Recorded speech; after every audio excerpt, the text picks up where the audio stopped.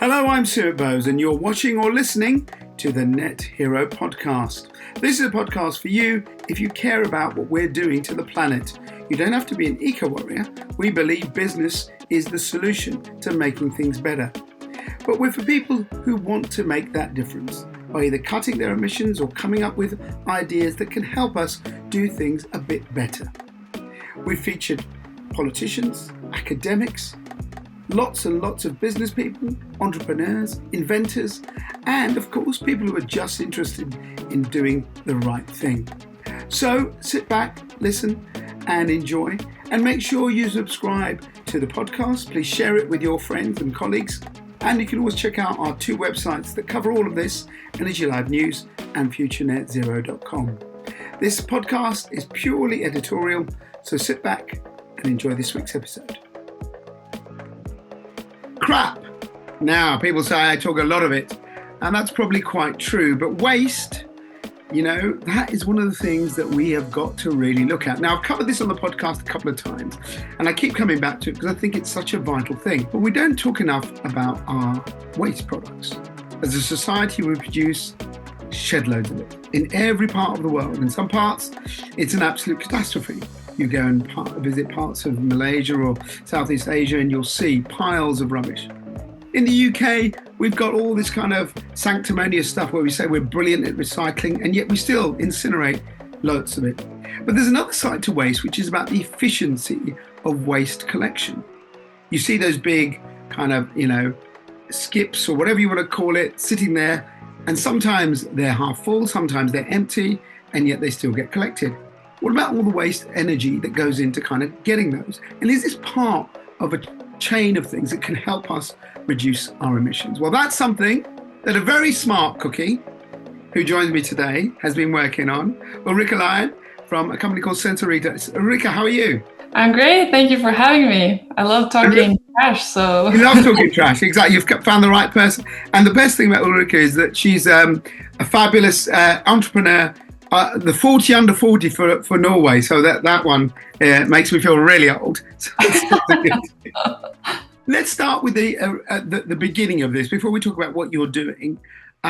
Your background is sort of the science world around kind of technologies and sort of industry. What got you interested in waste in the first place? Yeah, good question. I always love solving problems. And then I started talking to a classmate who was analyzing waste data. And we were both quite shocked how little data they do have, how bad the data they have is. How can you improve such a core industry in our society when you really have no foundation to build upon? And, quite naively, I was an engineering student and I thought, who else in the world is more equipped to solve this problem than me? And so I like to see that you don't have an ego problem. This is good. Yeah, quite naively, and I think you kind of need some of that to take on such a big challenge as the waste industry. For sure, it's massive. Your background, was kind of engineering. This was just one of the, from what you're telling me earlier before we start recording, it was just a project for your master's. Is that right? Looking at waste. Yeah, so I wrote my master thesis on this. I actually studied construction engineering, so we're focusing a lot on construction waste. Yeah, the university is very focused on environmental studies, so they were really supporting in encouraging engineers who wanted to build a more sustainable future. And that was my motivation for going into engineering in the first place. Yeah, waste has always been something I've been aware of. I think it's one of the most underrated environmental issues we're facing. I love working with it. It's a lot of fun, and the people in the industry too are very open for change in a way. And then the change happens rather slowly, but there's more enthusiasm and openness to it now than what it has seemed to be earlier on. Let's talk about the kind of issues. Now, you're from Norway, correct? Yep. We see it as a very clean country. We think all the Scandinavian countries are clean. And I think you say that you're pretty good at recycling. Is that right, as a nation? Yeah, we have become pretty good. The transition in the industry has been going away from landfills and more into recycling. And unfortunately, a lot of that is still what we call like energy recycling, which is burning the waste and use it for heat and energy. And energy recovery is still a lot better than landfills. But now the industry is facing kind of the next step in the transition, which is moving more towards recycling and taking a part in the circular economy where the materials are recovered and put into new use in new products. But there's still a way to go there. And one of the issues is that it's just the industry has no tools to actually go through this transition. And that's what we're trying to work with. We'll talk about what you've come up with, which I think is very clever, but let's just talk the wider issue. Now, you said earlier just then that, it's probably, I don't know how to put it, it's very underappreciated, right? We empty our bins, or if we're a business, we're building something, we chuck in the hard core or the bits of metal, we strip out, we're putting in a lovely new heat pump, for example, we throw out the old boiler, it goes in the thing and off it goes.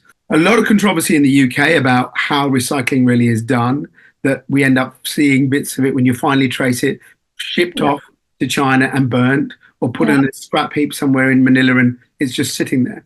So there's a lot of kind of controversies and issues with it. But you just nailed something which was very interesting. If we are going to look at the pure kind of net zero picture, we need more of the embedded carbon in products to be recycled. So we need to take concrete and steel and things and bring those back into circulation. So in Norway, has this been an issue that would you say has not been really looked at, even though you say your recycling rates are low? If a lot of that's just being burnt, then you're not really doing that circular bit. Did you look into that? Have you got any kind of sort of understanding of what's going on, and whether it's just a question of the industry not wanting to get involved or government not pushing them? Well, I think there are many reasons to why we're not there yet, and it's just something we are looking very much into and want to be part of that transition. I think one of the reasons is that right now, and that's also some of the issues that the EU is also pointing towards, is that what we call secondary raw material, which is fancy for waste, is that those materials are not, they cannot compete with virgin materials because you cannot rely on the value chain. The quality is too bad. There's no traceability. And they say they're unavailable. And then yet I visit a recycling plant and I see mountains of waste, mountains of wood waste, mountains of plastics. But when you look into that wood waste, you see a pile of very high quality, almost virgin wood waste, which can be used. But next to it, there's a door with metal and glass and paint. And that door is polluting and contaminating that whole pile of perfectly functioning wood waste. So, and because that door wasn't discovered earlier, there's no way for the industry. And waste management is actually it's like a logistical operations. You move a lot of volumes of like stuff around. And if we manage that logistical activities better, we can also maintain the value in those materials throughout the logistical value chain. And we can separate the higher quality and have that go into back into the loop again, while the door maybe cannot be used or reused and actually has to be burned for energy. And that's fine for some materials, but for a lot of it should go back into the loop. In a way, the legislation is there to protect, because like you said, you don't want to be building something from corroded steel or whatever. But at the same time, it's such a broad thing that, that's with that. So that means it's not usable when you say there is this thing. So let's talk about what you've created. So you're going to have to take me through it because I'm quite stupid, but it sounds very clever. It's like a radar that you put on a container. Is that right? So explain, first of all, the idea, and B, how it operates. Yeah. Well, the idea goes back in engineering school. We thought if we have control over where the waste is, what rate is it produced, what quality does it has, and how full is the skateboard container. If you know those three simple things, volume, quality, location, all of these waste containers operates as a material storage. And you can use that data to build a software that streamlines how waste flows throughout the value chain, much like you do in any other operations, being a postal service or production of like steel. You have control over the materials. So that's where it all started. And we had to find a technology that could give us that information, which is easier said than done. But radar is actually really cool. It's an old technology, but it's quite powerful because it can see through materials, and the reflected signal will change depending on material. So the radar can actually tell the difference between various materials. Yeah, let me just stop you there. So are you saying radar, if I've got a container and there's a bit of concrete, a bit of steel, some wood and plastic, will the radar be able to tell you they're all different, and will you know what's in it? Is that what you're trying to say? In theory, yes. So we had to find a way to extract that information out of the radar signal, because there's also a lot of other noise when you have it in a metal container. So our background is from data science and machine learning. So that was the tools we had. So we thought, can we train an AI model to recognize what different patterns in this radar signal will look like? Gotcha. So right now we have a data set with millions of radar signals that we have trained. So what does this signal actually mean in the physical world? So we trained the algorithm to recognize the skip and container as a human will look at it. Yeah. And right now we have a functioning fill level algorithm, which it sounds simple, but it's actually quite difficult in the environment of a skip. And currently we are in the middle of a big research project to develop an algorithm to detect the quality. So right now you can tell whether it's a quarter full, half full, or completely full, correct? Yeah. But have you worked out the ability to say, or you're working on that 10% is wood or that pile is concrete? That's not quite there yet. We're not quite there yet. That's the research project which is funded by the Norwegian government, which we are in the middle of. But already with the fill level algorithms, there's so much you can do. Can you explain why that matters? Yeah, like I said, well, the waste industry is a very much logistical problem that you have to solve. And right now, how this is solved is either someone has to keep constantly checking fill levels, or the waste is collected on intervals. And the intervals part is quite the issue, because today a waste company actually collects 70,000 empty waste bins per year. Wow. So imagine how much wasted energy and emission is just spent someone driving around checking fill levels. This is a major streamlining issue. And going back to the competitiveness of secondary raw materials, this is quite expensive to recover the value in the materials because the value chain is so inefficient. So if we can move or remove all of those inefficiencies, we also make raw materials more competitive against virgin materials. So you both have the cutting cost and emissions perspective from just, stop collecting 70,000 waste, but also make a virgin or make waste more compatible in the market for raw materials. I saw the video, and people can have a look at your site. So, but just describe it, because we've got people who'll be watching this and people who'll be listening to it. It's like a little yellow box that you screw into the container, correct? Yeah, we bolt it to the side of the container, and then we drill a hole so that it can look into the skip and see what's going on.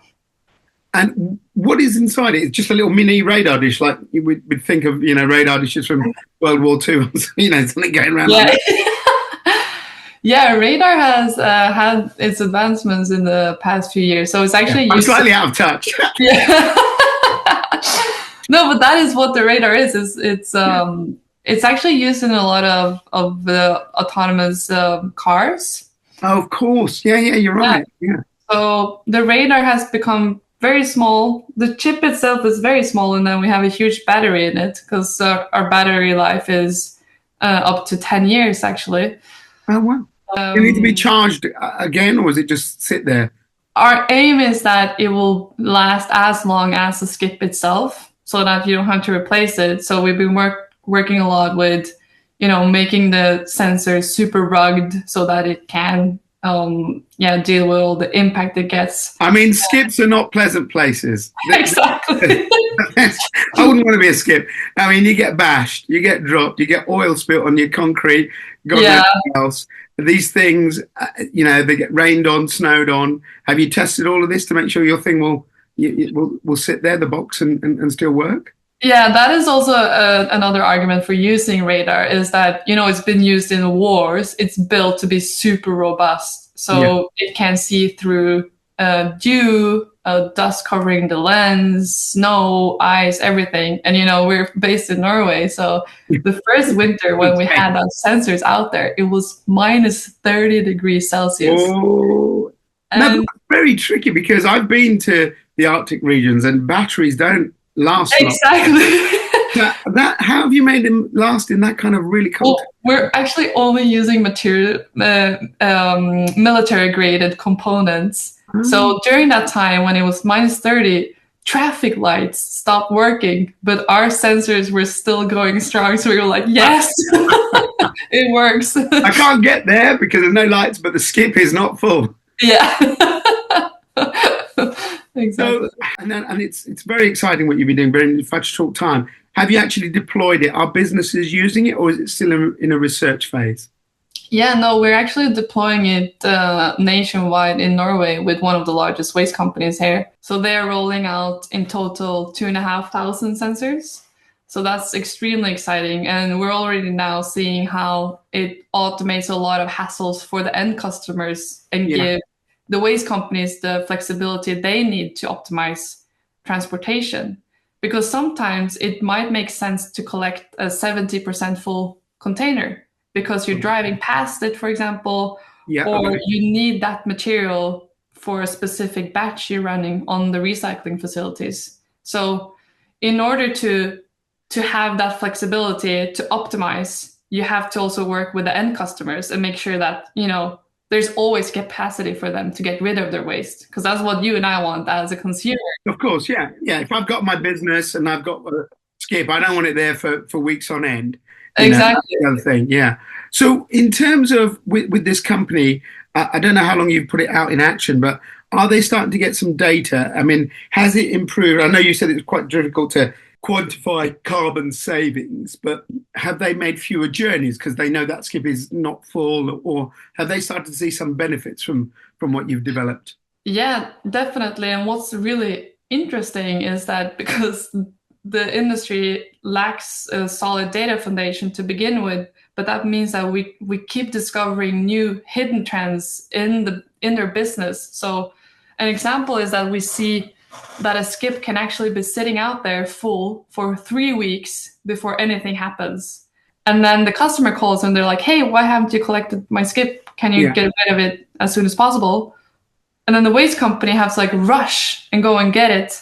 But in reality, they actually had a 3-week time window to I get you. collection. So there's all those hidden trends where previously has been we like to say that skips and containers are invisible. You have no clue what's happening. And now that they've become visible, you see all these things and how that affects your business and how you can streamline your business and improve customer service as well. Would you say that this would help? Obviously, the ideal would be the skip sits there, sends a signal, says, I'm full, I've got 20% concrete, 15% this, that's the future. But even now, when you can say not full, full, super full, whatever it is, that must mean better efficiency in vehicle collections, less energy use when they're out and about, and also optimizing, as you say, when things get incinerated or not. Again, is it really hard for you to give any idea of whether if there's been any savings in terms of carbon or just even emissions from what this initial layout has done? Well, we have some estimations given to us by people in the industry who say, well, we believe if we could do all these things, we could actually optimize our transportations by 25%. and that can be reduced costs and emissions or increased capacity in the business as general. And then it also comes down to the recycling part. If we could actually have specific batches with higher and lower qualities, Yes, it also increase our revenue from the downstream sales by a significant percentage, and again give a better and documented effect to the end customers, because they're starting to care as well. When we get rid of our waste, we want to know, is this being burned or is it going into absolutely. And that was the point I was going to get onto. This controversy around waste is, you can't, my tin can, I don't know where it's going, right? I can't track it. Do you think some of what you're developing might help get rid of that real problem that the waste sector has, which is kind of the prevalence of it, right? Where was it come from? Where is it going? What will eventually happen? It's because as a company, and most companies, I would say, I'm sure the same in Norway, they want to do these things the right way. They want it to be recycled. They don't want it to go to landfill. But of course, once they hand it over to the skip company or whoever container company, they have no idea. Do you think this might help kind of create a better quality of data so that people make more informed judgments, and they can sort of track if this stuff is really going back into the economy or just being burned? Definitely, traceability is a big issue in this industry, and it has also kind of a bad reputation for how it has been in the past. And and it's becoming more professional. But still, there's that legacy, both in terms of the reputation, but also the system they have been using and the way they've been handling waste for. And we're talking 100 years, right? Most of these businesses are really old, and now they're changing, and we see that they need help in that, and they need help. Right now, we're building a WasteView app, which is an app for consumers or businesses or construction sites, where we can help the waste management companies, give them a more proactive approach to communication. So, for example, nudge them in, hey, we're coming to collect your skip. Please make sure that it's ready for collection. All those kinds of things. And you can do the same with recycling as well. Like, hey, we've noticed you haven't been so good at sorting your tin cans. You're putting in, if you do that, we can actually recycle it. And build that, because there's a big communication problem. Before I started working in the industry, and it's kind of bad to admit, but I think many people can recognize themselves in me, that I used to throw batteries in the waste bins. Apparently, well, now I know that causes fires every single day. Wow. On a waste facility. Of course. And I'm like, why didn't I know this? Like, I care about environment, I care about waste. Why haven't the waste industry told us this, And so we don't know what we should and shouldn't do in order to make it easier for them. And I think that communication, there's a huge potential there to gain trust in how our waste is being handled, and also improve waste management at the end customer side, so that we can actually have a functioning value chain for this. I assume the way it works, just so we can visualize it for ourselves, is there's an app or an interface. I just put in the data and say, this is my skip, and you get a signal from that thing saying to me, oh, Sumit, your skip is nearly full. We'll arrange collect. Is that how it's going to work? So me, the end customer, you giving me the skip data, or does it happen automatically? You just relay it to the collection company. They just come and collect it, and I don't have to worry as the end user. Well, we work with the waste companies because we've kind of identified them. They are the key enabler here to actually make this work. So we have developed a co-pilot for the transportation coordinators to help them see, okay, what are the fill levels? We make suggestions to which skips to collect when. And then now we also have launched an end customer app for you. So if you book a skip from the skip company that we works with, then you get access to that. And sometimes you don't want to like look into it even. You just want to like to take care of it. But if you're a construction site, you have to coordinate with other deliveries and stuff. So it gives you a proactive communication so that you don't have to like actively look at fill levels and stuff. but you can also override decisions that the sensor has made.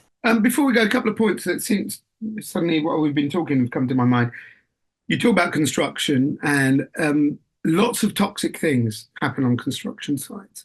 I don't know whether you've developed it yet, but will you be able to start to differentiate and go, right, that is a barrel of some sort of chemical that was used to, line a floor or whatever, and that needs to be treated differently. So I know that skip's in there. Or maybe they do it already. Maybe they put them into certain skips that are kind of, biohazard or whatever. Is that part of kind of where this might go? Kind of, because we're looking at what other data sources can build out the digital twin we're building of those skip. So an example of that could be a construction site. So if it's a demolition site, it will have very different waste properties compared to a new build site. And in demolition, you might have like asbestos or hazards that you don't want to be mixed into the regular waste stream. Yeah. So knowing those things in advance and what it's likely that you can expect from this specific site, or is it a school or a construction site? Those kind of waste skips will have very different waste coming from them. So you have customer site, or you have weather data. Has it rained, or will it rain? More interestingly, you might want to collect cardboard before it rains because it's a simple thing. You're absolutely right. Yeah. So it's those kind of things that there is already a lot of existing data sources that can improve recycling. A really interesting example from Oslo is that there are like specific parts of the city which has high quality paper waste. And the reason to that is because in those areas, people read more newspaper. The newspaper actually is quite valuable. I'm amazed anyone's reading newspapers these days. Well, to the people of Oslo. It's only specific parts where maybe there's a higher percentage of old people. Yeah. So you have those kind of demographical... You never think about that. You're right. It's so interesting. Before we go, I mean, you've had a bit of funding, I know you said, from the Norwegian government. What's the hope for this in the short term? What do you want to do with Sensorita, and how do you want it to develop? Yeah, well, we have funding from the government, but also from San Francisco-based venture firm Brick and Mortar Ventures. So now we're really looking to take this solution out of Norway and start piloting with customers. I think waste is a global challenge for sure. Yeah. You see it everywhere you go. I also used to live in India, and I think there's high potential for especially societies which are starting to build out infrastructure to go for a more technology first approach that you've seen in, for example, with mobile payment. Many societies have just went directly to mobile pay, which makes they've skipped to technology. Yeah, you're right. Exactly, and you can see the same thing being done in a lot of societies. I think in the US too, the recycling industry is really starting to build out as you see less permits for landfills are issued, which means that there will have to be a change. And why not do that recycle or technology first? Do you know what? I think it's a very clever idea. I wish you all the best with it. Hopefully, might see it on my skip soon in the UK. Yeah. So we'll know that. Very interesting stuff. I think what you're working on is one of those things where you've taken a solution from something else and you applied it, which can make all the difference. And sometimes it's one of those stories where it's the simple things, knowing how full something is, that can make a big difference. Best of luck with what you're doing, Ulrika. Thank you, Sumit. Thank you for having me here. No problems. Ladies and gents, tell me what you think of this technology. Get in touch on social media. You can have a look at their site, Sensorita, and see what they're doing. Do you think it's a good idea? And if you'd like to be on the Net Hero podcast, then email me, nethero@futurenetzero.com. Until the next episode, goodbye. You've just heard the Net Hero podcast from futurenetzero.com. Join us as we help you find ways to cut your carbon footprint as we head towards net zero. Subscribe and follow us on social media. futurenetzero.com. Better business, better planet.